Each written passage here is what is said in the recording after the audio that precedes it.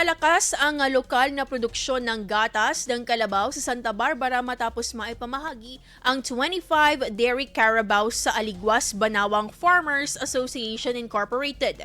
Bahagi ito ng Organic Dairy Carabao and Vermicomposting Livelihood Project ng Department of Agriculture, RFO1, katuwang ang Municipal Agriculture Office na layuning madagdagan ang kabuhayan ng mga magsasaka at mapatatag ang sustainable agriculture sa bayan.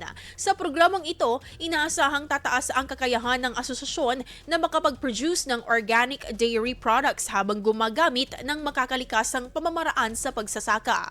Patuloy namang binabantayan at sinusuportahan ng Municipal Agriculture Office ang pagpapatakbo, pag-aalaga at pagpaparami ng mga naipamahaging hayop upang matiyak ang tagumpay ng proyekto. IFM News. IFM News. IFM.